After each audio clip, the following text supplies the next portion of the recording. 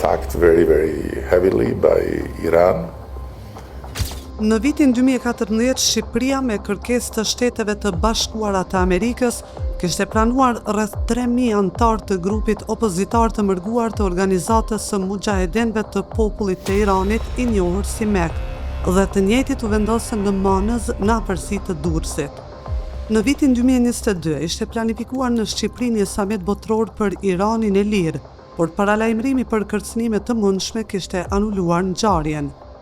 Në po atë vetë, Shqipëria u bë cak i sulmeve masive kibernetike iraniane, të cilat kishin cak të paralizonin infrastrukturën digjitale të Shqipërisë, duke prekur në portalin më të rëndësishëm shtetëror e-Albania, me synimin që të paralizonin infrastrukturën digjitale dhe të grabiteshin të dhënat e qytetarëve shqiptarë. Sulmet kibernetike që Shqipërisi vinin nga Irani ishin dënuar nga shumë shtete dhe faktin që Irani qëndronte prapa tyre e kishte konfirmuar edhe vetë NATO.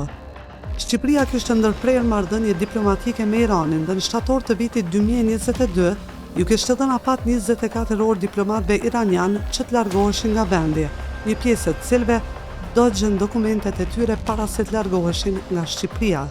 Në vitin 2023, policia shqiptare kreu kontrolle me urdhër të SPAK-ut në kampin e Manzës, në afërsi të Durrësit, u strehohen iranianët me dyshimet për veprën penale provokim lufte dhe krime kibernetike. Dyshimet ishin se disidentët iranianë kishin kryer sulme kibernetike ndaj Iranit dhe veprimi i tyre sipas qeverisë shqiptare cënonte sigurinë kombëtare të Shqipërisë. Këshilli i Ministrave ka vendosur me efekt të menjëhershëm ndërprerjen e marrëdhënieve diplomatike me Republikën Islamike të Iranit.